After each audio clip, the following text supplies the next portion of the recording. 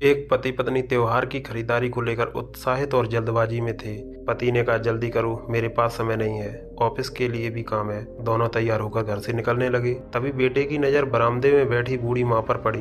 बेटा बूढ़ी माँ के पास जाकर बोला, माँ हम बाजार जा रहे हैं, आपको कुछ चाहिए? माँ ने कहा, मुझे कुछ नहीं चाहिए बेटा। बेटे के बार बार जिद करने पर माँ ने कहा, ठीक है, रुको मैं कुछ सामान लिख देती हूँ। कुछ देर बाद माँ ने बेटे को एक कागज दिया। बेटा गाड़ी में बैठते हुए बीवी से बोला, देखा, माँ को कुछ चाहिए था, मेरे बार बार जिद करने पर ये लिस्ट दी है। पत्नी गुस्से में बोली, ठीक है, पहले मैं अपनी जरूरत का सामान लूंगी, बाद में माँ की लिस्ट देख लेना। 4 घंटे की खरीदारी के बाद पत्नी थक कर बोली, अब मैं कार में बैठती हूँ, माँ का सामान तुम खरीद लो, पता नहीं क्या मांगती है। पति ने माँ का दिया हुआ कागज पत्नी को पकड़ा दिया। पत्नी ने देखा और गुस्से से बोली, इतनी लंबी लिस्ट और बनूं श्रवण कुमार। पति ने कहा, कोई नहीं, एक बार खोलकर देखो। पत्नी ने जैसे ही कागज को पढ़ा, पत्नी हैरान रह गई। उसकी आंखें फटी की फटी रह गईं। पति की आंखों में आंसू थे और उसके हाथ कांप रहे थे। पत्नी घबरा गई। उस कागज में लिखा था, बेटा मुझे त्योहार पर कुछ नहीं चाहिए, फिर भी अगर मिल सके तो फुर्सत के कुछ पल ले आना, मुझे अकेलेपन से डर लगता है। कुछ देर बैठकर मेरे साथ बातें कर लिया करो, तेरे सिर पर हाथ फेर कर अपना प्यार बांटना चाहती हूँ।